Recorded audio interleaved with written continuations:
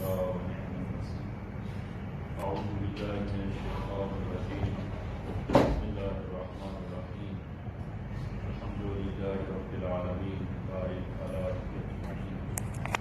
ثم الصلاة والسلام على حبيبه ونبيه وحافظ سره ومبلغ رسالاته سيدنا ومولانا أبي القاسم محمد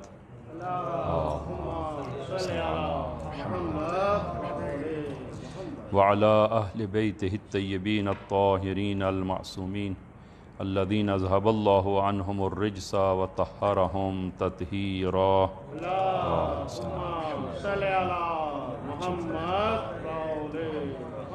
اللهم صل على محمد وآل محمد.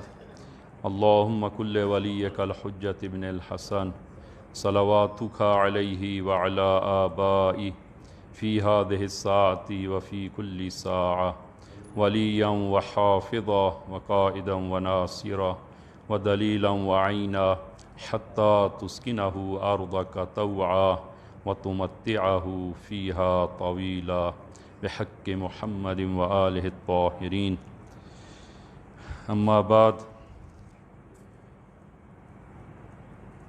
قال الصادق عليه الصلاة والسلام: إن أشدكم حبا لنا أحسنكم أكلا عندنا. اوصیکم ونفسی بتقوی اللہ. عزیزان، خطبہ اول میں اپنے آپ کو اور آپ عزیزان کو تقوی الہی کی وصیت کرتا ہوں کہ انشاءاللہ خداوند عالم یہ تقوی ہم سب کو عنایت فرمائے. ماہ ربیع الاول اور ایام کے پرمسرت یہ ایام ہیں، اور کہ 17 ربیع الاول کہ جس میں رسول گرامی اسلام صلی اللہ علیہ وآلہ وسلم اور آپ کے فرزند امام صادق علیہ السلام کی محمد اور ان ایام کو اور صادقین کی اس ولادت کو بالاخص امام زمان عجل اللہ تعالیٰ فرجہ الشریف کی خدمت میں ہدیہ تبریک پیش کرتے ہیں، اور آپ تمام عزیزان کو بھی تبریک عرض کرتے ہیں کہ انشاءاللہ خداوند عالم کہ ان ایام کو ہمارے لیے مبارک قرار دے اور ہم سب کو صادقین کی سیرت پر عمل پیرا ہونے کی توفیق عنایت فرمائے. ہم آج کی گفتگو مختص کرتے ہیں امام صادق علیہ السلام سے اور آپ کی سیرت سے اور آپ کے فرامین سے. ایک جملہ آپ عزیزان کی خدمت میں وہ پیش کیا ہے کہ اسی کے گرد اور اسی کے مطابق آپ عزیزان کی خدمت میں کچھ عرائض پیش کرنا ہے کہ امام صادق علیہ السلام کی خدمت میں شخص حاضر ہوتا ہے اور کچھ اور افراد بھی اس کے ہمراہ تھے.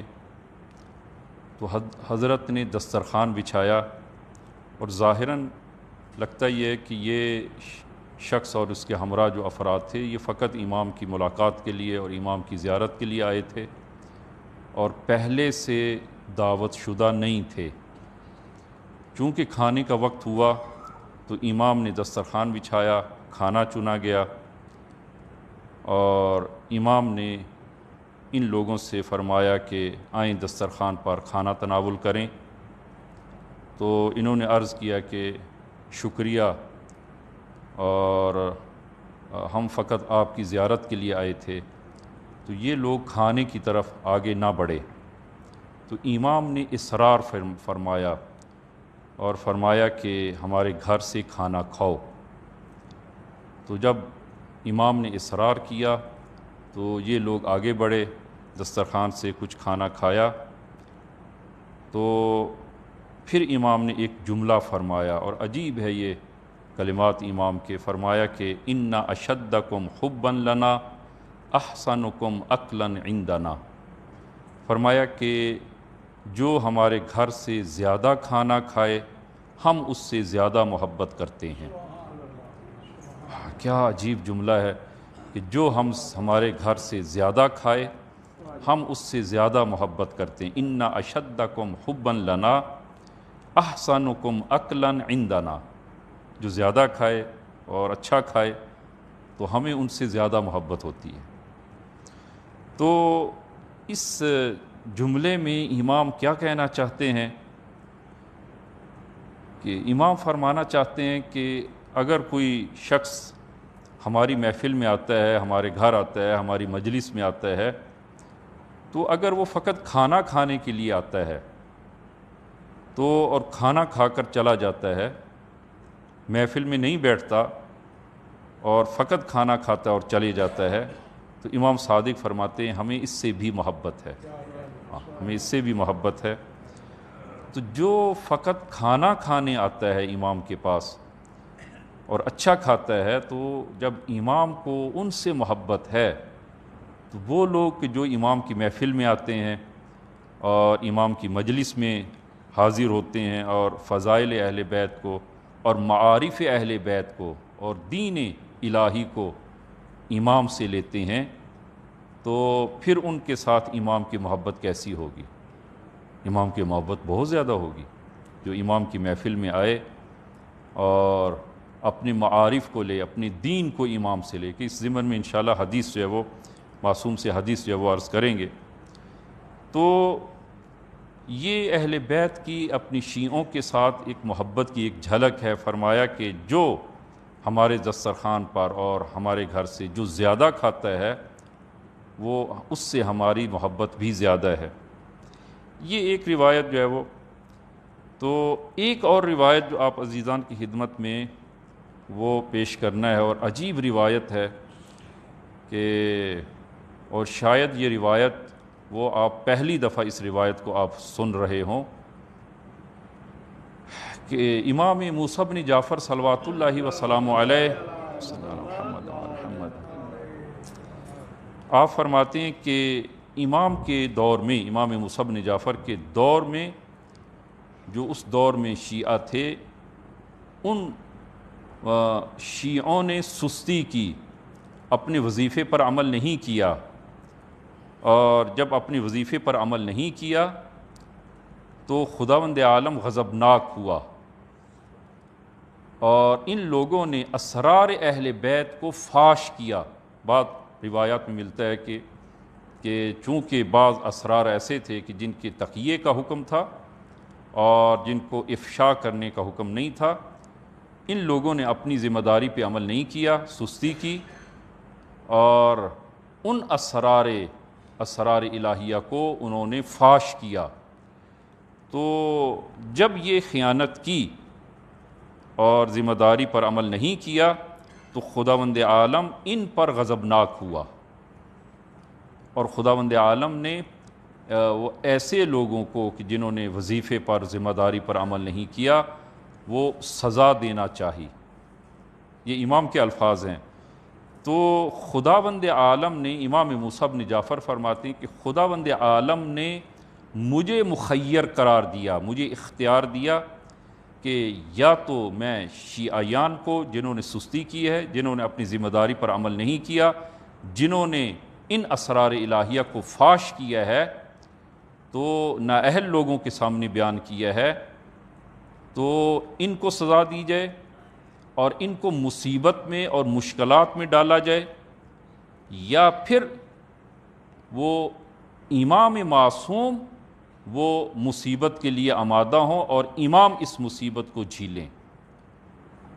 تو امام موسیٰ بن جعفر فرماتے ہیں واللہ میں نے اس مصیبت کو اپنی جان پر خریدا تاکہ شیعیان مشکل میں نہ رہیں اور وہ مشکل سے باہر آئیں. یہ عجیب حدیث ہے. یہ وہ الکافی صفحہ نمبر 260 حدیث نمبر 52 کہ ان اللہ غضب علی الشیعہ، کہ خداوند عالم وہ اس دور کے شیعوں نے جنہوں نے سستی کی، اپنی وظیفے پر اور ذمہ داری پر عمل نہ کیا اور اسرار الہی کو فاش کیا، تو فخیرنی نفسی او ہم، تو خداوند عالم نے مجھے اختیار دیا کہ یا تو میں اپنے اوپر وہ اس مصیبت کو جھیلوں یا پھر شیعیان اس مصیبت کو جھیلیں۔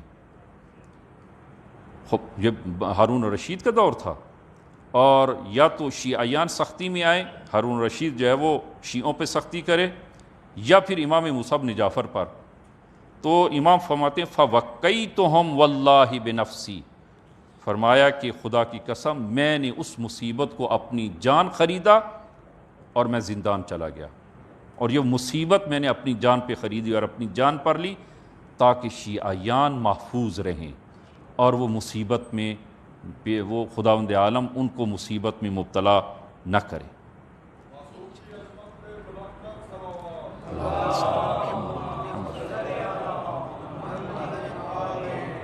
لہذا امام کے زندان میں کہ تقریباً حدوداً 14 سال وقفے سے وہ زندان میں، کلاً 14 سال آپ کی عمر زندان میں گزری ہے، اور وہ بھی زندان جو آپ تاریخ میں پڑھتے ہیں کہ کس قسم کے سخت زندان، تو امام نے وہ مصیبت اپنی جان پہ خریدی۔ اس قدر شیعوں سے محبت، اپنے چاہنے والوں سے محبت، حتیٰ جنہوں نے وہ اپنی ذمہ داری پر عمل نہیں کیا اور ان کو سزا ملنی چاہیے تھی، لیکن امام نے مصیبت کو اپنی جان پہ خریدا۔ اور یہ اس کی میں تاریخ سے اور قرآن سے اس کی مثال جو ہے وہ عرض کرتا ہوں، یعنی اس سے مراد کیا ہے کہ امام نے مصیبت کو اپنی جان پہ خریدا۔ علیکم السلام۔ کہ آپ قصہ قرآن کریم میں حضرت یوسف علی نبینا علیہ الصلوۃ والسلام کے قصے کو آپ نے تفصیلاً جو ہے وہ ملاحظہ کیا اور دیکھا ہے، تو حضرت یوسف نے تقریباً بعض نقل کے مطابق 30 سال، بعض نقل کے مطابق 40 سال، 30 یا 40 سال تکلیف اٹھائی، مصیبت میں رہے۔ خوب کیوں مصیبت میں رہے؟ تاکہ ایک امت کو نجات دے سکیں۔ ولی خدا اپنے آپ کو مصیبت میں ڈالتا ہے تاکہ ایک امت نجات پا سکے۔ کہ وہ حضرت یوسف اگر کنویں میں نہ گرتے، نہ گرایا جاتا ان کو، اور پھر کنویں سے نکال کر وہ مصر لے جا کر ان کو اگر فروخت نہ کیا جاتا، پھر زندان اگر نہ جاتے اور وہ مصیبتیں اگر نہ جھیلتے، تو اس صورت میں وہ خواب جو اس شاہ نے جو خواب دیکھا اور وہ کہتی کہ 7 سال، تو اس صورت میں وہ قوم مصر کو، مصر کی اس قوم کو کس طرح نجات ملتی؟ یہ ساری مصیبتیں حضرت یوسف علی نبینا علیہ الصلوۃ والسلام نے خود اپنی جان پہ خریدی، خود مصیبت میں گئے، 30 سال 40 سال مسلسل مصیبتوں میں گئے، اور ایک امت کو نجات دی کہتی سے، 7 سال اس کہتی سے، اور وہاں پر وہ توحید کا پیغام وہاں تک مصر میں لے کے گئے اور لوگوں کو کہتی سے بچایا۔ تو ولی خدا مصیبت کو اپنی جان پہ خریدتا ہے تاکہ ایک امت کو نجات جو ہے وہ دے سکے۔ امام موسیٰ بن جعفر علیہ السلام بھی وہ 14 سال زندان میں گزارے اور مصیبتیں اپنی جان پہ خریدیں اور مصیبتیں جھیلیں تاکہ وہ امت اور وہ قوم اور وہ شیعہ محفوظ ہو جائیں۔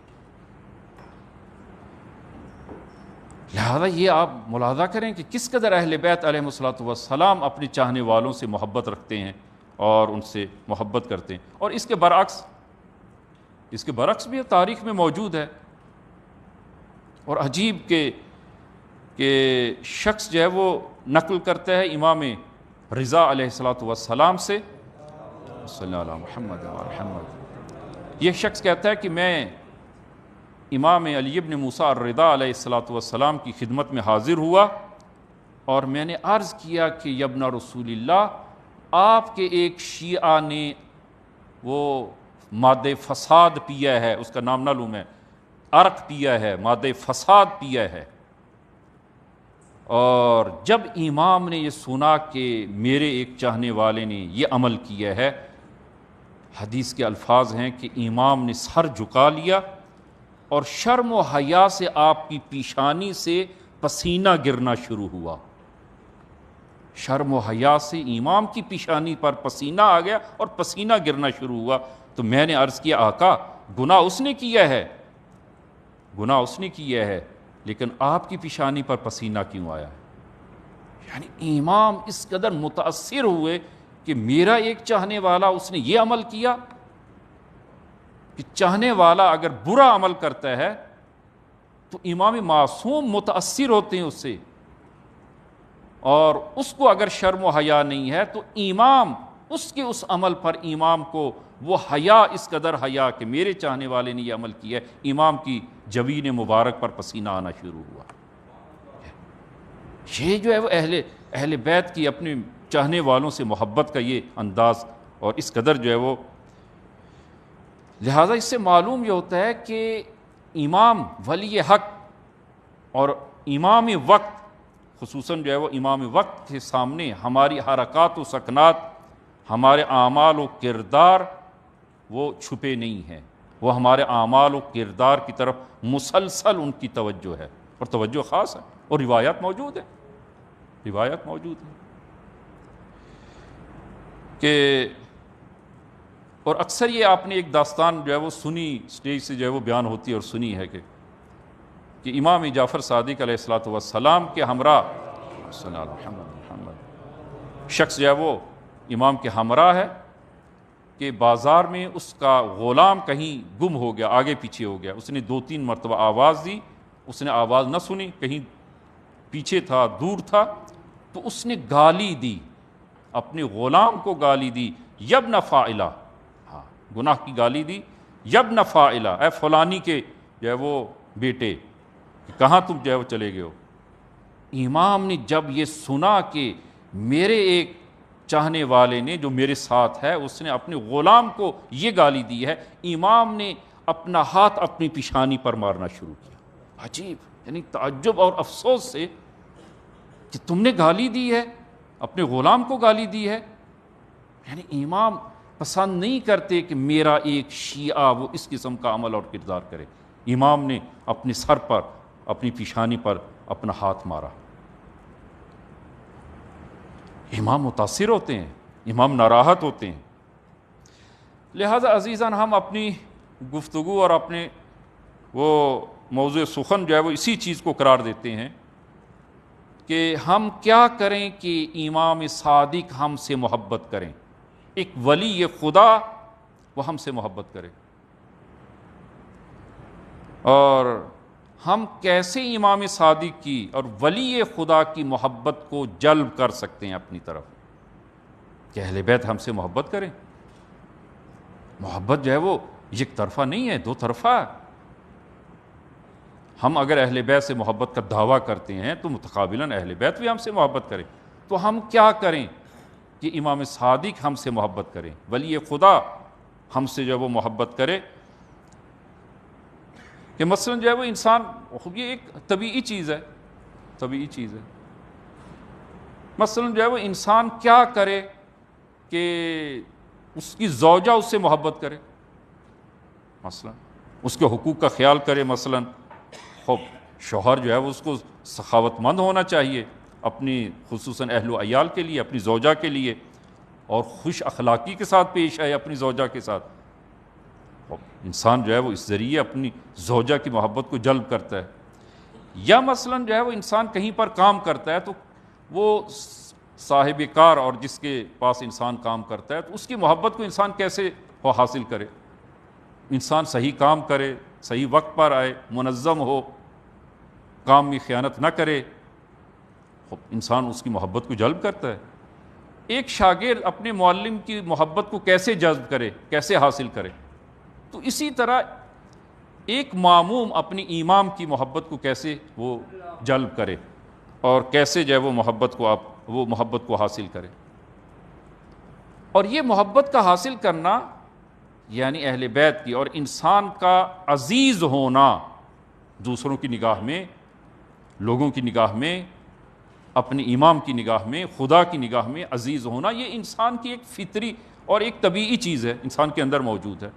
اور آپ اس کو روایات میں ملاحظہ فرمائیں کہ خود زیارت امین اللہ مفاتیح الجنان میں زیارت جو ہے وہ موجود ہے، کہ خصوصاً جو ہے وہ حرم امیر المومنین میں زیارت، بلکہ تمام ائمہ کے حرمہ مبارک میں یہ زیارت انسان پڑھ سکتا ہے، اور بڑی عالی مضامین پر مشتمل یہ زیارت ہے۔ اور اس زیارت میں وہ 13 حاجات انسان خدا سے طلب کرتا ہے، 13 حاجات، اس زیارت میں کہ خداوند عالم سے اپنی حاجات 13 حاجات، اور 13 حاجات وہ کس قسم کی ہیں، میں چند ایک وہ نمونے کے طور پر آپ ملاحظہ کریں زیارت امین اللہ میں۔ اللہم فاجعل نفسی مطمئنۃ بقدرک، خدایا میرے نفس کو اپنی قدر پر مطمئن فرما اور مطمئن کر دے، راضیۃ بقضائک، اور اپنی قضا پر راضی کر دے، خدایا مجھے اپنی قضا پر راضی کر دے، جو تیری وہ رضا ہے، قضا ہے، میں اس قضا پر راضی ہوں۔ مولعۃ بذکرک و دعائک، خدایا اپنے ذکر و دعا کا مجھے شیدائی بنا دے۔ محبۃ لصفوۃ اولیائک، اور اپنے خالص و برگزیدہ اولیاء کا محبت کرنے والا بنا دے۔ اور پھر جو ہے وہ اس دعا میں، اس زیارت میں، محبوبتاً فی ارضک و سمائک، اور خدایا مجھے اپنے آسمان اور زمین میں محبوب کر دے۔ یہ دعا خداوند عالم سے حاجت طلب جو انسان کرتا ہے، خدایا مجھے آسمان اور زمین میں محبوب بنا دے۔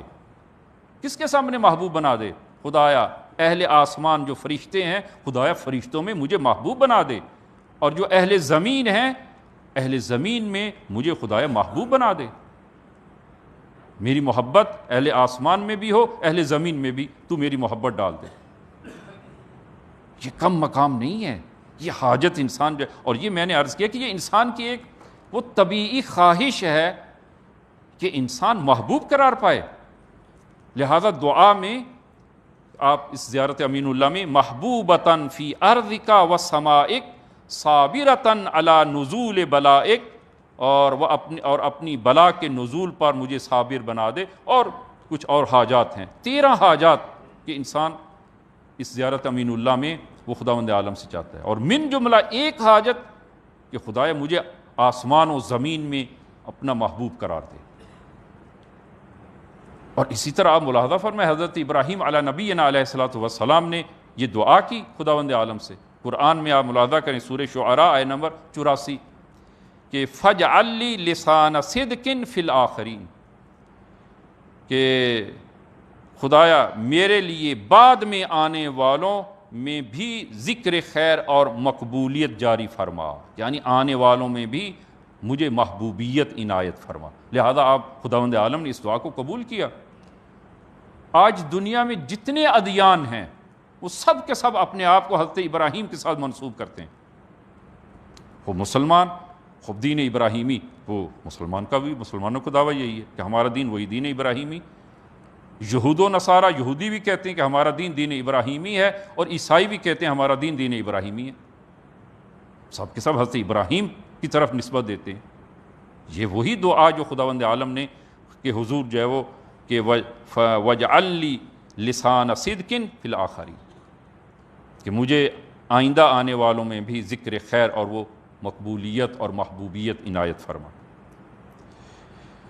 خوب عزیزان، کہ یہ ہم کیا کریں کہ ہم امام صادق علیہ الصلوۃ والسلام کے نزدیک محبوب قرار پائیں۔ ایک تو وہی حدیث جو ابتدا میں ہم نے پیش کی ہے کہ فرمایا کہ ان اشدکم حبا لنا احسنکم عقلا عندنا، کہ فرماتے ہیں کہ جو بھی ہمارے پاس آ کر زیادہ کھائے وہ ہمارے نزدیک زیادہ محبوب ہے، زیادہ پسندیدہ ہے، ہمیں زیادہ محبت ہے اس سے۔ اچھا، تو اور دوسری طرف جو ہے وہ آپ امام موسیٰ بن جعفر سے جو حدیث بیان کی ہے کہ امام فرماتے ہیں کہ جب شیعوں پر امتحان کا وقت آیا تو خداوند عالم نے مجھے اختیار دیا کہ یا شیعوں کا امتحان لیا جائے اور ان کو مصیبت میں ڈالا جائے، یا پھر امام معصوم وہ اپنے آپ کو مصیبت کے لیے وہ مصیبت خود امام جھیلیں تاکہ امت جو ہے وہ اس سے وہ مصیبت سے آزاد ہو۔ فرمایا کہ واللہ میں نے ان مصیبتوں کو اپنی جان پہ خریدا تاکہ شیعہ محفوظ ہو جائے۔ یہ محبت ہے، یہ محبت ہے۔ خوب عزیزاً، کیسے ہم محبت جو ہے وہ اہل بیت کی محبت کو وہ اپنے لیے وہ حاصل کر سکتے ہیں؟ تو خود امام صادق علیہ الصلوۃ والسلام کی زبان مبارک سے وہ حدیث جو ہے وہ ملاحظہ کریں کہ ہم کیسے امام کی محبت کو حاصل کر سکتے ہیں، امام کے نزدیک، ولی خدا کے نزدیک محبوب کیسے ہو سکتے ہیں۔ فرمایا کہ انا لنحب من شیعتنا، فرمایا کہ ہم اپنی شیعوں میں سے ان شیعوں سے محبت رکھتے ہیں، اور وہ شیعہ ہمارے نزدیک محبوب ہیں جن کے اندر 8 صفات ہوں، 8 صفات ہوں جن شیعوں کے اندر، فرمایا کہ وہ ہمارے نزدیک محبوب ہیں، کہ انا لنحب من شیعتنا، ہم اپنی شیعوں میں سے ان لوگوں سے محبت رکھتے ہیں کہ من کانا، جن کے اندر یہ 8 صفات ہوں۔ اور وہ 8 صفات کیا ہیں کہ اگرچہ ہم سب کو بیان تو نہیں کر سکیں گے، ایک آدھ کو بیان کریں گے، لیکن ایک وہ صفات کی فہرست جو ہے وہ آپ ملاحظہ فرمائیں کہ جو امام صادق ہم سے وہ صفات چاہتے ہیں۔ فرمایا کہ انا لنحب من شیعتنا من کان عاقلا فہما فقیہا حلیما مداریا صبورا صدوقا وفیا، یہ 8 صفات۔ البتہ ان 8 صفات میں کہیں پر بھی ذکر نہیں ہے کہ ہمارے شیعہ نماز پڑھتا ہو، ہمارا شیعہ روزہ رکھتا ہو، ہمارے شیعہ خمس و زکوٰۃ دیتا ہو، اور یہ کہیں پر ذکر نہیں ہے۔ تو اس کا مطلب جو ہے وہ یہ کہ یعنی وہ یہ چیزیں لازم نہیں ہیں، اور یہ 8 صفات جو ہے امام نے ذکر کی نہ، حدیث کو سمجھنے کی کوشش جو ہے وہ کیجئے۔ امام فرماتے ہیں میرے شیعوں کی، امام دشمن کی صفات بیان نہیں کر رہا، اپنے محبین کی اور اپنے شیعوں کی صفات بیان کر رہا ہے۔ فرما رہے ہیں آپ کہ ہمارے شیعوں کی یہ صفات ہے، اور شیعہ وہ کہ جو واجبات کو بجا لاتا ہو، جو واجبات کو بجا لاتا ہو، یعنی نمازی ہو، روزہ دار ہو، اپنے واجبات، واجب زکوٰۃ ہے، واجب خمس ہے، دیگر جو واجبات ہیں، ان واجبات کو بجا لانے کے علاوہ یہ 8 صفات ہمارے شیعوں کے اندر، ان سے ہم محبت کرتے ہیں۔ لہذا کوئی یہ نہ کہے کہ جہاں نماز و روزے اور دیگر واجبات کہیں ذکر ہی نہیں ہے، نہ، فرمایا ہمارے شیعوں کی۔ تو لہذا یہ 8 صفات، یعنی وہ شیعہ جو نمازی، جو مسجدی، جو شیعہ نیک و خوب، اس میں وہ اگر ایسا شیعہ ہمارے نزدیک محبوب اگر بننا چاہتا ہے تو اس صورت میں وہ ان میں یہ اپنے اندر 8 صفات پیدا کرے۔ پہلی صفت عاقلاً، عاقل ہونا چاہیے، عاقل، عقل سے کام لے، عاقل، وہ انشاءاللہ اس کو عرض کریں گے، عاقلاً۔ دوسری چیز فہماً، فہم و ادراک رکھنے والا ہو، سمجھنے والا ہو۔ ہمارے شیعہ جو ہے وہ سمجھنے والے ہیں، وہ بے وقوفی سے کام نہیں لیتے، کم عقلی سے کام نہیں لیتے۔ فہماً، فقیہاً، اہل درک ہو۔ البتہ فقیہ سے مراد وہ مجتہد جامع شرط وہ مراد نہیں ہے، فقیہاً یعنی سمجھنے، اہل درک کو ادراک ہو۔ حلیماً، بردبار ہو۔ مداریاً، لوگوں کے ساتھ وہ مدارا سے کام لے، لوگوں کے ساتھ دعویٰ ہو، لڑائی ہو، جھگڑا ہو، اختلاف وہ نہ رکھتا ہو، مداریاً، دوسروں کے ساتھ وہ مدارا سے کام لے۔ صبوراً، اہل صبر ہو۔ صدوقاً، اور سچا ہو، اور اس کی زبان اور اس کے عمل میں جھوٹ نہ ہو، صدوقاً۔ اور آخری صفت فرمایا وفیاً، کہ وہ اپنے عہد کو پورا کرنے والا ہو، جو اس نے عہد کیا ہے وہ اپنے عہد کو پورا کرنے والا ہو۔ یہ 8 صفات ہمارے شیعہ، انا لنحب من شیعتنا، کہ ہم اپنے ایسے شیعوں سے محبت رکھتے ہیں کہ جن میں یہ 8 صفات ہوں، عاقلاً، فہماً، فقیہاً، حلیماً، مداریاً، صبوراً، صدوقاً، وفیہ، یہ 8 صفات۔ خوب عزیزاً، ان میں پہلی صفت جو آج ابھی مورد بحث ہماری ہے، عاقلاً۔ ہمارا شیعہ عاقل، عقل سے کام لے۔ عقل جو ہے وہ عزیزاً عمر کی طرح ہے، انسان کی حیات و زندگی کی طرح ہے، کہ خداوند عالم نے وہ تمام کو وہ عقل جو ہے وہ عنایت کی ہے۔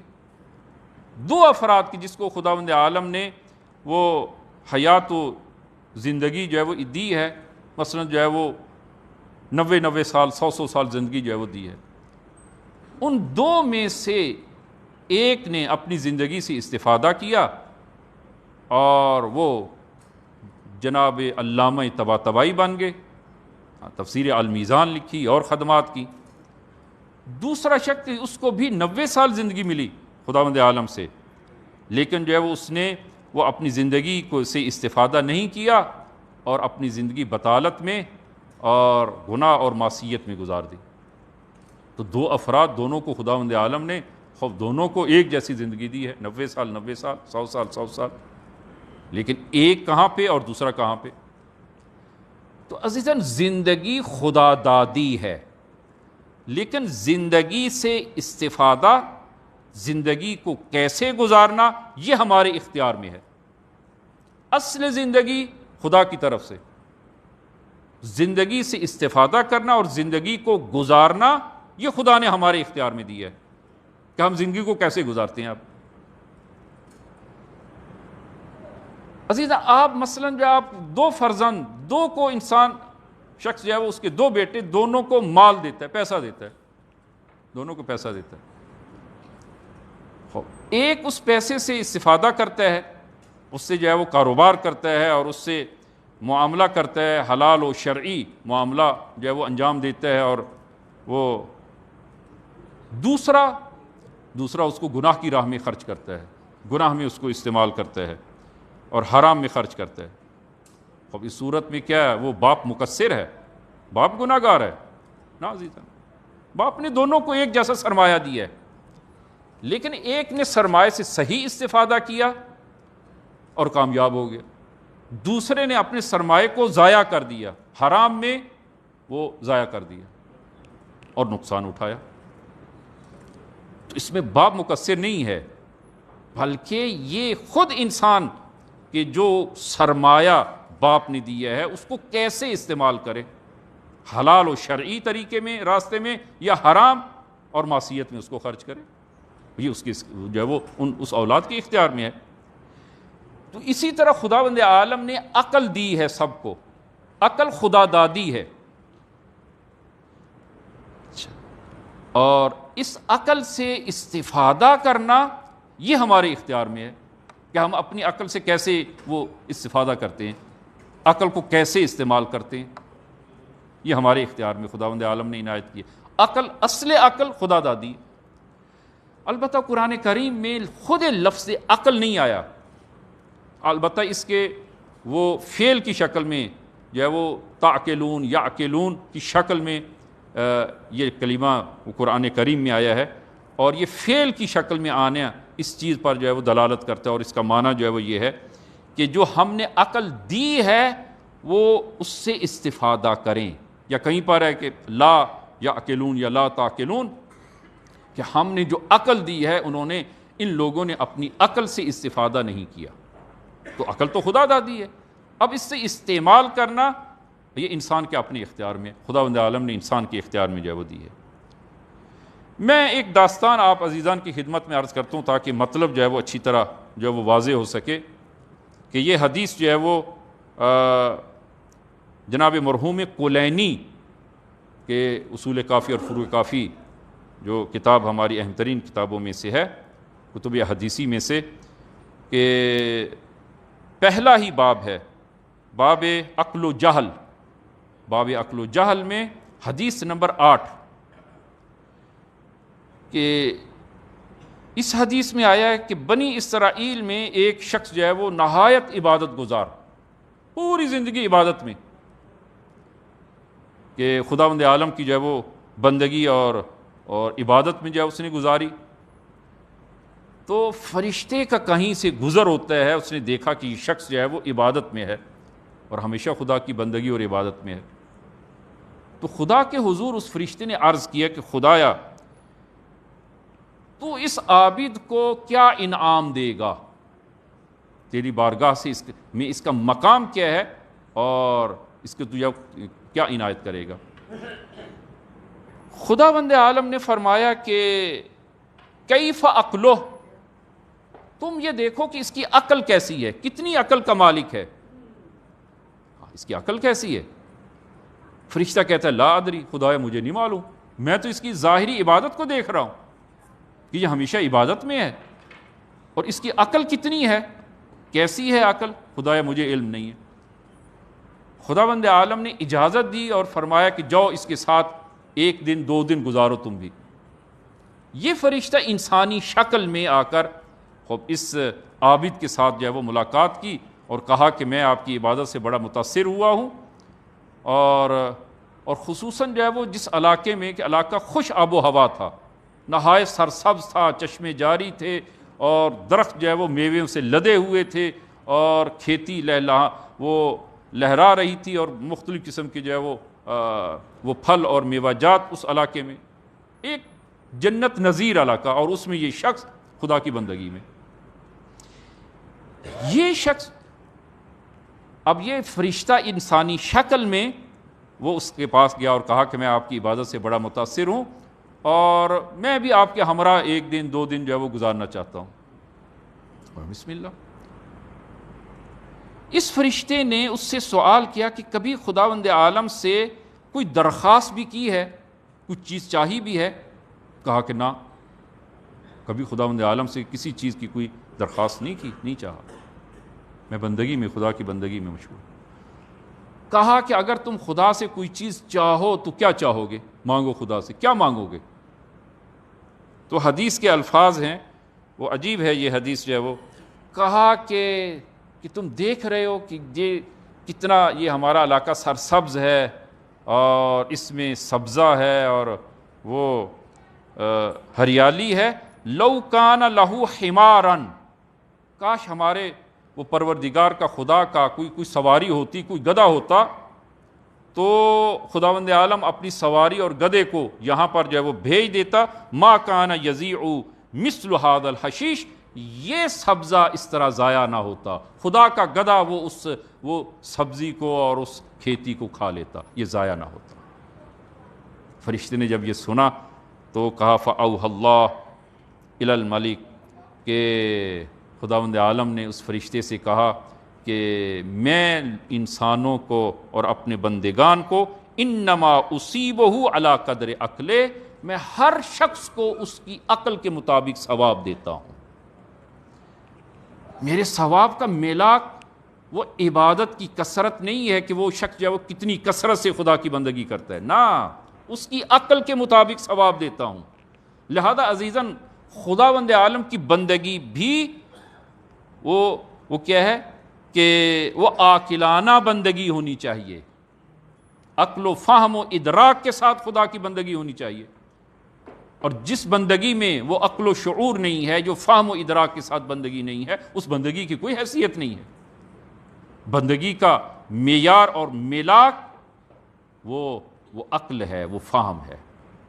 خدا کی بندگی یہ کر رہا ہے، پوری زندگی بندگی میں گزاری، لیکن خداوند عالم کا کاش خدا کا کوئی حیوان ہوتا اور کوئی سواری ہوتی، خدا اپنی سواری کو بھیج دیتا اور وہ اس کو یہاں پر چراتے، اور وہ یہ سبزہ ضائع نہ ہوتا، کہ لو کان لربنا حمارا کان ما کان یضیع مثل ھذا الحشیش، یہ سبزہ جو ہے وہ ضائع نہ ہوتا۔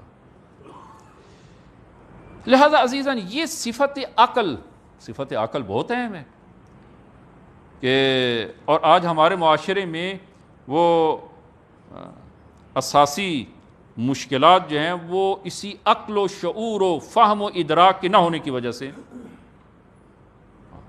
اکثراً جو ہے وہ عقل سے کام نہیں لیتے، جس کی وجہ سے معاشرے میں آج جو مشکلات ہیں، من جملہ مشکلات خانوادگی مشکلات کے لحاظ سے آپ ملاحظہ کریں کہ ابھی طلاق کی وہ شرح طلاق بڑھ گئی ہے خانوادوں کے اندر، اور خصوصاً نوجوان اب جو ہے وہ تقریباً ہر 5 طلاقوں میں سے وہ شادیوں میں سے 1 طلاق جو ہے وہ واقع ہو جاتی ہے، وہ اس قدر زیادہ ہوگی، اور اس کی اہم وجہ جو ہے وہ یہی ایک فہم و ادراک سے کام نہ لینا، عقل و شعور سے کام نہ لینا، کہ انسان جو ہے وہ عقل و شعور سے کام نہ لے۔ لہذا عزیزاً عقل معیار اور مبنا ہے۔ خوب عزیزاً یہ حدیث جو ہے وہ آپ ملاحظہ فرمائیں، اب امام صادق علیہ الصلوۃ والسلام سے یہ حدیث،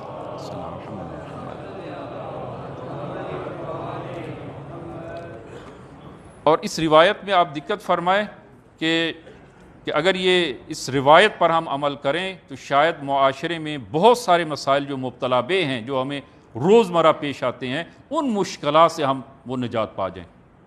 اس حدیث پہ آپ جو ہے وہ توجہ کریں، غور فرمائیں، اور اس پہ اگر ہم عمل کریں بہت ساری مشکلات حل ہو جائیں گی۔ امام فرماتے ہیں کہ من جاءنا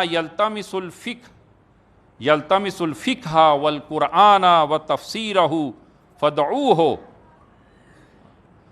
فرمایا کہ جو بھی ہماری محفل میں، مجلس میں آئے، ہمارے پاس آئے، کس کام کے لیے؟ یلتمس الفقہ، فقہ سیکھنے کے لیے، فقہ سیکھنے، احکام الہی کو یاد کرنے کے لیے، والقرآن، قرآن یاد کرنے کے لیے، وتفسیرہ، تفسیر قرآن یاد کرنے کے لیے، یعنی علم کے لیے جو آئے، زندگی گزارنے کے وہ کون سے طریقے ہیں ان کو سیکھنے کے لیے آئے، کسب معارف کے لیے جو ہمارے پاس آئے، فرمایا کہ فدعوہ، فرمایا اس کو دعوت دو، اس کو خوش آمدید کہو، اس کو ہمارے گھر کا راستہ بتاؤ، ہماری محفل کا راستہ بتاؤ۔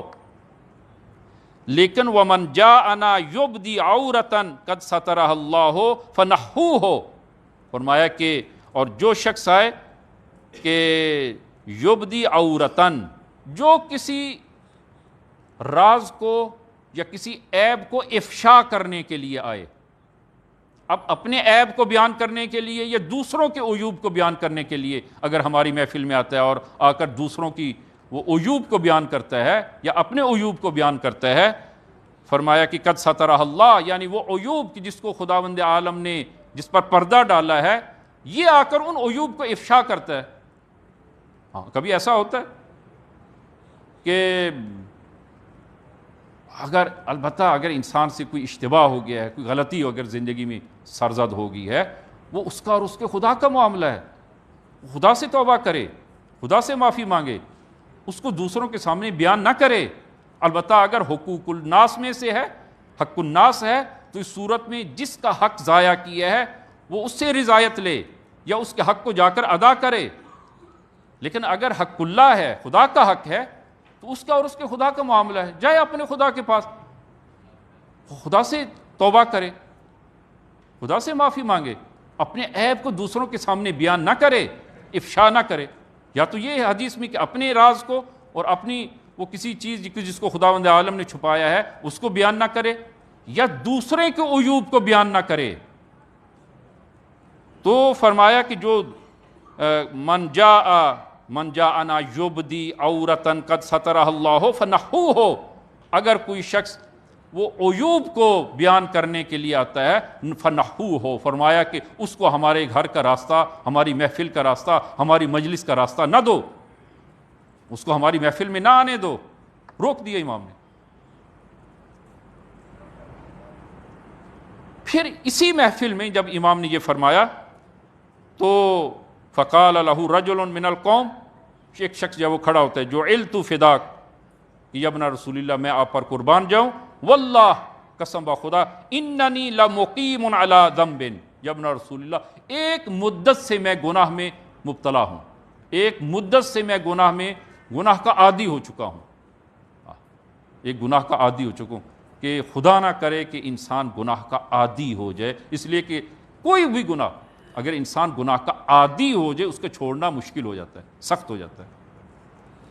تو جبنا رسول اللہ میں ایک گناہ کا عادی ہو چکا ہوں، چھوڑنا چاہتا ہوں لیکن نہیں چھوڑتا، کہ اننی لمقیم علی ذنب منذ دہر، ایک مدت سے ایک گناہ کا میں عادی ہو چکا ہوں، اريد ان اتحول عنہ الی غیرہ، یبنا رسول اللہ میں اس گناہ کو چھوڑنا چاہتا ہوں، میں اس حالت سے نکلنا چاہتا ہوں، لیکن جو ہے وہ اس حالت سے ما اقدر علیہ، لیکن اس کو چھوڑ نہیں سکتا، ارادہ ہے، ارادہ کرتا ہوں گناہ کو چھوڑنے کا، لیکن پھر اس گناہ میں مبتلا ہو جاتا ہوں۔ یعنی میں یبنا رسول اللہ گناہ کا عادی ہوں، چھوڑنے کا ارادہ بھی رکھتا ہوں، لیکن جو ہے وہ پھر وہ وسوسہ ہوتا ہے اور پھر جو ہے وہ گناہ انجام دیتا ہوں، لیکن پشیمان ہوں۔ وہ ہمارے استاد کے بقول وہ فرماتے ہیں کہ ایک جوان میرے پاس آیا اور اس نے آ کر کہا کہ 10 سال کی عمر سے ایک گناہ میں مبتلا ہوں اور 30 سال ہو گئے، یعنی 20 سال اس گناہ کا عادی ہوں، اور جب بھی گناہ چھوڑنا چاہتا ہوں نہیں چھوڑتا، لیکن جب بھی گناہ کرتا ہوں روتا ہوں، لیکن گناہ بھی کرتا ہوں، کیا کروں؟ گناہ کا انسان عادی ہو جائے مشکل ہے اس کا ترک کرنا، البتہ وہ ممکن ہے، ایسا نہیں ہے کہ انسان گناہ کو ترک نہ کر سکے، لیکن یہی حالت کہ انسان پشیمان ہے، گناہ کرتا ہے پشیمان ہے، نہیں چاہتا وہ گناہ کرے، لیکن انسان خواہشات کے ہاتھوں جو ہے وہ گناہ جو ہے وہ پھر انجام دیتا ہے۔ تو معصوم نے عجیب جملہ فرمایا کہ فقال لہ ان کنت صادقا، فرمایا کہ اگر تم سچے ہو، واقعاً اسی طرح ہے کہ واقعاً گناہ کو چھوڑنا چاہتے ہو، لیکن پھر خواہشات کے ہاتھوں وہ گناہ جو ہے اس میں مبتلا ہو جاتے ہو اور پشیمان ہو، ان کنت صادقا فإن اللہ یحبک، جان لو خدا تم سے محبت رکھتا ہے۔ پر محمد والے محمد صلی اللہ۔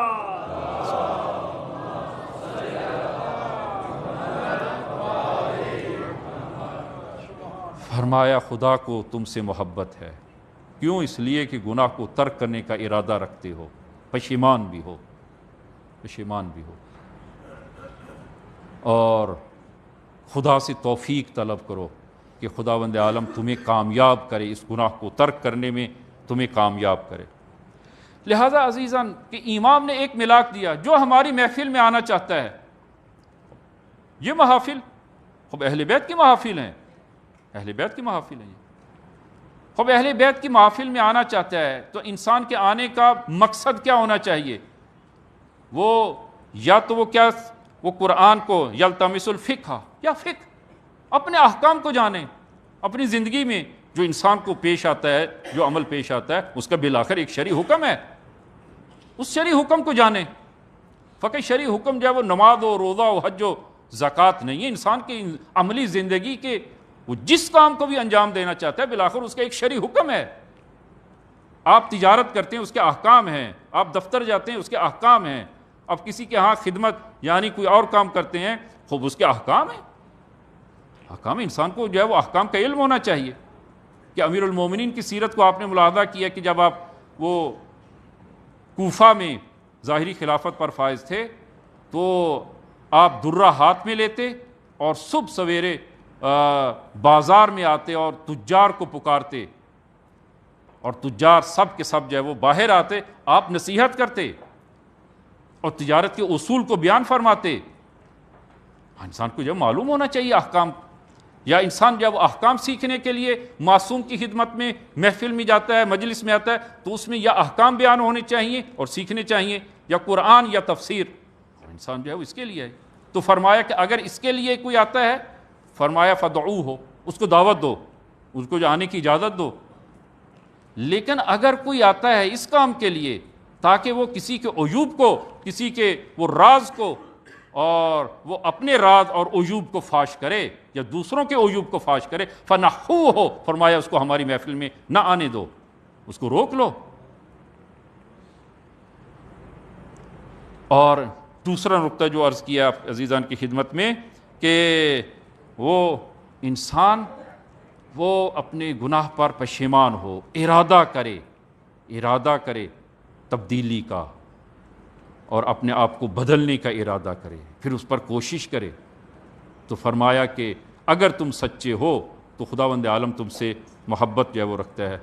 کہ اب وقت زیادہ نہیں رہا کہ میں وہ ایک قصہ آپ عزیزان کی خدمت میں عرض کروں۔ یہ قصے جو عرض کر رہا ہوں کہ یہ بغیر کسی بنیاد کے نہیں ہیں، بزرگان کی اپنی زندگی میں، اور ایسے بزرگان جو ہیں وہ کہ موثق ذرائع کے مطابق اور بزرگان نے جن کی تصدیق جو ہے وہ کی ہے، کہ من جملہ جناب مرحوم مہدی اصفہانی کہ تقریباً 80-90 سال ان کی رحلت کو ہوئے ہیں، جناب مرحوم شیخ عباس قمی جن کی وفاتی الجنان ہے اور دیگر کتب ہیں، جناب مرحوم شیخ عباس قمی کے ہم اثر ہیں اور اسی دور کے ہیں، اور ان کے قریبی دوستوں اور ساتھیوں میں سے ہیں یہ جناب ایت اللہ مہدی اصفہانی۔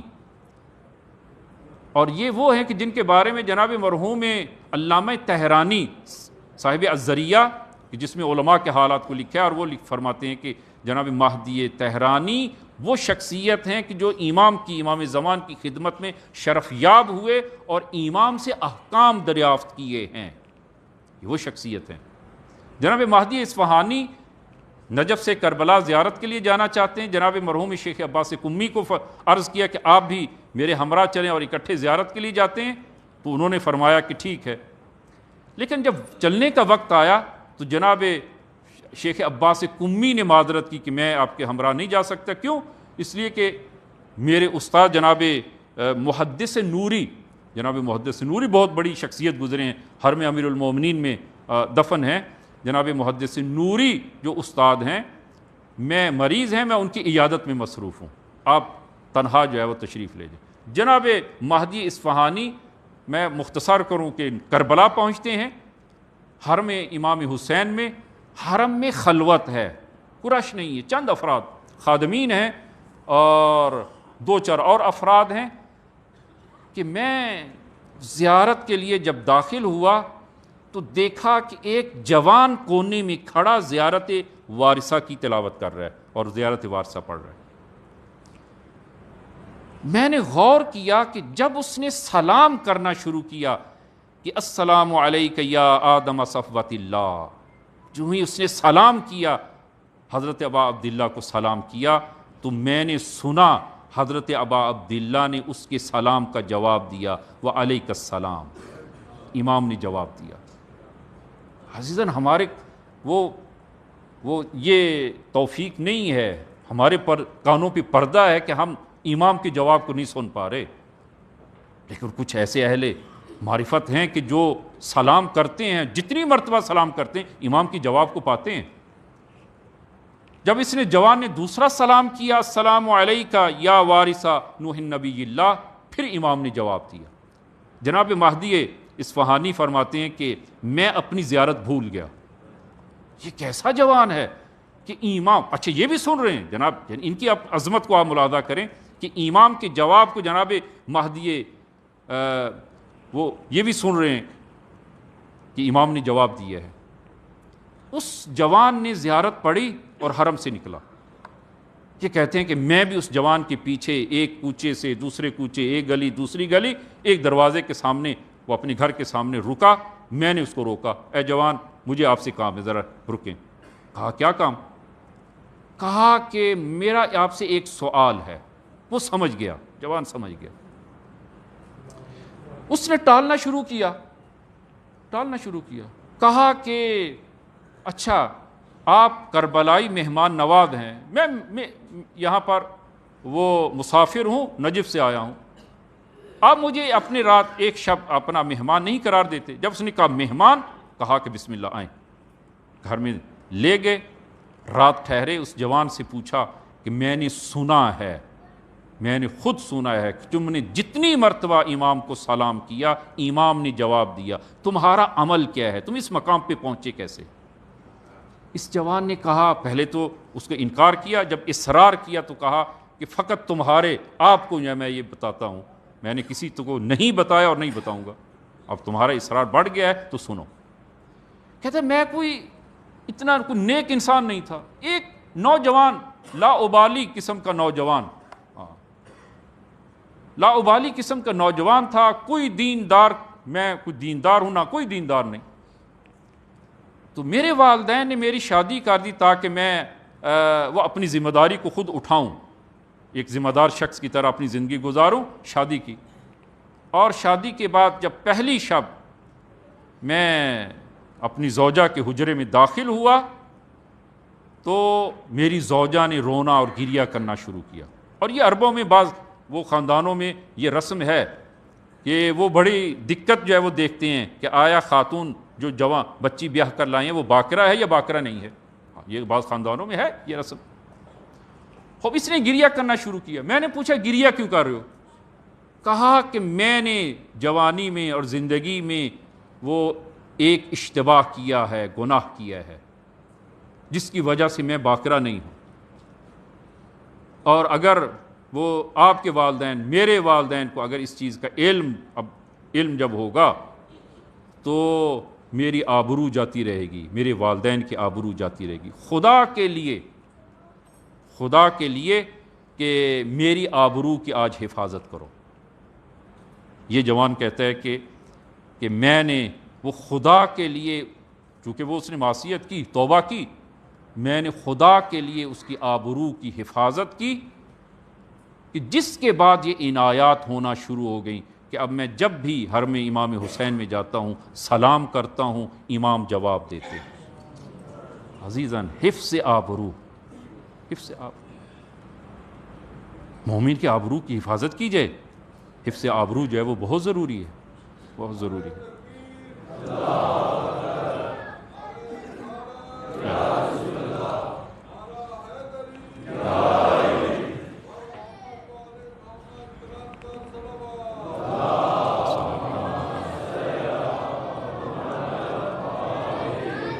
لہذا عزیزاً، پہلی صفت جو ایک شیعہ کے جس سے امام صادق محبت رکھتے ہیں، فرمایا عاقلاً، عاقل ہونا چاہیے، ایک شیعہ کو عاقل ہونا چاہیے، کہ انشاءاللہ خداوند عالم یہ صفت جو ایک شیعہ واقعی میں ہونی چاہیے، خداوند عالم ہم سب کو عنایت فرمائے۔ بسم اللہ الرحمن الرحیم، قل هو اللہ احد اللہ الصمد لم یلد ولم یولد ولم یکن لہ کفوا احد۔ اللهم صل على محمد آل محمد، اللهم صل على محمد آل محمد، اللهم صل على محمد آل۔ بسم اللہ الرحمن الرحیم۔ امام زمانہ بلند تر صلوات۔ اللہم صل علی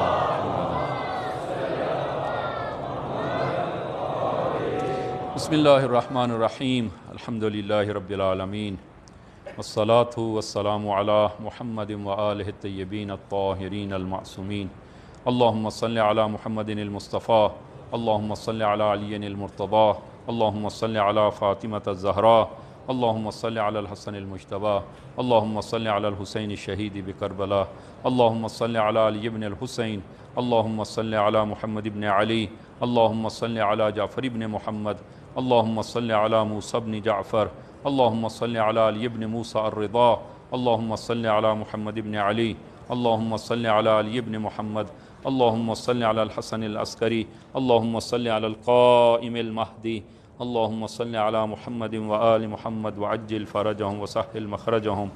اوصیکم ونفسی بتقوی اللہ۔ عزیزان، خطبہ دوم میں بھی اپنے آپ کو اور آپ عزیزان کو تقوی الہی کی وصیت کرتا ہوں کہ انشاءاللہ خداوند عالم یہ تقوی ہم سب کو عنایت فرمائے۔ عزیزاً، نہایت اختصار کے ساتھ کہ یہ ہماری گفتگو اور بحث کا وہ آخری حصہ جو ہے کہ انسان جو ہے وہ اب یہ عقل سے، ایک عقل جو ہے وہ اہم ترین صفت ہے جو ایک شیعہ میں ہونی چاہیے، پہلی صفت ان 8 صفات میں سے۔ تو یہ نہایت ہی اختصار سے میں عرض کروں گا کہ عزیزان، روایات میں موجود ہے کہ کچھ ایسی کلام ہیں کہ جو عقل کو بڑھاتی ہیں، اور کچھ ایسی کلام اور گفتگو ہے جو عقل کو کم کرتی ہے۔ اسی طرح وہ مثلاً جو ہے وہ احمق اور بے وقوف لوگوں کے ساتھ بات کرنا عقل کو کم کرتا ہے، علماء و حکماء کے ساتھ بات کرنا عقل کو بڑھاتا ہے، کہ فرمایا مجالست الحکماء تزید فی العقل، حکماء اور علماء کے ساتھ گفتگو وہ عقل کو، انسان کی عقل کو بڑھاتی ہے یہ گفتگو اور کلام۔ اسی طرح روایات میں موجود ہے کہ بعض ایسی غذائیں، کھانے، چیزیں ہیں کہ جو عقل کو بڑھاتے ہیں، کچھ ایسی غذائیں اور کھانے ہیں کہ جو عقل کو کم کرتی ہیں۔ میں بطور مثال ایک جو ہے وہ مثال جو ہے وہ عرض کروں گا کہ حدیث میں فرمایا علیک بالدبا، کہ فرمایا کہ کدو کھاؤ، رسول گرامی اسلام کدو جو ہے وہ بہت پسند فرماتے تھے، تو علیکم بالدبا فإنہ یزید فی العقل، یہ عقل کو بڑھاتا ہے۔ اب کیا حکمت ہے، یہ خود معصوم بہتر جانتے ہیں۔ اسی طرح جو ہے وہ فرمایا علیکم بالسفرجل، سفرجل جو ہے وہ کھاؤ فإنہ یزید فی العقل، علیکم بالرمان، انار، البتہ خوب انار، ہمارے ہاں تو انار جو ہے وہ اتنا مہنگا کہ وہ ایک انار 100 بیمار والی بات ہے کہ وہ انسان ہمت نہیں ہے، لیکن فرمایا ہمت ہے کھاؤ، انار کھاؤ اور انار کے اندر وہ سفید جھلی کے ساتھ کھاؤ، علیکم بالرومان بشحمہ، ہاں وہ جو جھلی ہے اس کے ساتھ کھاؤ، یہ بھی عقل کو بڑھاتا ہے، اور دیگر اس کے فوائد ہیں۔ تو بعض غذائیں اسی طرح جو ہے وہ عزیزان کے 3 عامل اختصار کے ساتھ فقط جو ہے فہرست ہے وہ عرض کروں گا، 3 چیزیں اور عامل ایسے ہیں جو عقل کو بڑھاتے ہیں، اور 3 چیزیں جو عقل کو کم کرتی ہیں۔ وہ عزیزان پہلی چیز جو عقل کو بڑھاتی ہے وہ وحی ہے، وحی الہی، وحی عقل کو بڑھاتی ہے۔ وحی سے مراد یہاں پر عزیزان نماز عقل کو بڑھاتی ہے، قرآن عقل کو بڑھاتا ہے، اسی طرح دیگر عبادات عقل کو بڑھاتی ہیں، وحی۔ اور یہ آپ ملاحظہ فرمائیں کہ انبیاء، جتنے انبیاء آئے ہیں کس لیے آئے ہیں؟ انسان کی عقل کو بڑھانے کے لیے آتے ہیں۔ میں امیر المومنین کی یہ کلام آپ ملاحظہ فرمائیں کہ نہج البلاغہ کے پہلے خطبے میں آپ نے ارشاد فرمایا کہ یسیرو لہم دفاعن العقول، انبیاء آئے ہیں تاکہ وہ لوگوں اور انسانوں کی عقل جو وہ دفن ہے اس کو ظاہر کریں، لوگوں کی عقل کو وہ ظاہر کرنے کے لیے آئے ہیں، ان کی عقل کو کامل کرنے کے لیے آئے ہیں۔ تمام انبیاء آئے ہیں اسی لیے۔ تو پہلی چیز جو عقل کو بڑھاتی ہے وہ یہ وحی ہے، کہ وحی الہی، کہ یہ عقل کو جب وہ بڑھاتی ہے۔ قرآن، اور وقت نہیں ہے کہ میں عرض کروں، قرآن، تلاوت قرآن عقل کو اور انسان کے حافظے کو بڑھاتا ہے، اور اسی طرح دیگر جو عبادات ہیں یہ عقل کو بڑھاتی ہیں۔ یہ دوسری چیز جو عقل کو بڑھاتی ہے علم، انسان علم حاصل کرے، مطالعہ انسان کا جتنا آگے بڑھائے وہ یہ بھی انسان کی عقل و خرد کو جو ہے وہ بڑھانے کا باعث بنتی ہے۔ تیسری چیز ادب، عزیزاً ادب یہ عقل کو بڑھاتا ہے، کہ حدیث میں ہے کل شیء یحتاج الی العقل، ہر چیز وہ عقل کی محتاج ہے، والعقل یحتاج الی الادب، اور عقل وہ ادب کی محتاج ہے، ادب کی محتاج ہے۔ لہذا ادب یعنی ادب، خدا کے مقابل میں ادب، اہل بیت کے مقابل میں ادب، قرآن کے مقابل میں ادب، استاد کے مقابل میں ادب، ماں باپ کے مقابل میں ادب، یہ ادب انسان کو جو ہے وہ عقل کو بڑھاتا ہے۔ یہ 3 چیزیں ہیں کہ جو عقل کو بڑھاتی ہیں، اور 3 چیزیں آپ عزیزان کی خدمت میں کہ جو عقل کو کم کرنے کا بلکہ عقل کو نابود کر دیتی ہیں۔ یہ 3 چیزیں عقل کو فقط کم نہیں کرتی، عقل کو نابود کر دیتی ہیں۔ اور وہ حدیث میں فرمایا کہ پہلی چیز جو عقل کو نابود کر دیتی ہے، کہ معصوم نے جو ہے وہ تعبیر یہ کہ ہوائے نفس، انسان کی خواہشات نفس، اگر انسان خواہشات نفس کے ہاتھوں اسیر ہو جائے، عقل اس کی جو ہے وہ جاتی رہتی ہے۔ اور یہ آپ نہیں، یعنی آپ نے دیکھا ہوگا کہ انسان پر جب خواہش بڑھ جاتی ہے اور انسان پر خواہش کا کنٹرول آ جاتا ہے، وہاں پر عقل جو ہے وہ رخصت ہو جاتی ہے، اور انسان خواہشات کے نتیجے میں بعض اوقات ایسے کام کر ڈالتا ہے کہ بعد میں اگر وہ عقل و شعور جب اس میں ہو تو انسان خود جو ہے وہ اپنے عمل پر پشیمان ہوتا ہے کہ میں نے یہ کیا کام کیا ہے۔ عقل جو ہے وہ انسان کی وہ دفن ہو جاتی ہے، عقل جو ہے وہ انسان کی رخصت ہو جاتی ہے۔ خواہشات ہوائے نفس، دوسرا خواہشات شہوت الشہوہ، اور تیسرا الغضب، غضب۔ انسان پر جب غضب طاری ہوتا ہے انسان کی عقل رخصت ہو جاتی ہے۔ شخص جو ہے وہ امام صادق علیہ الصلوۃ والسلام کی خدمت میں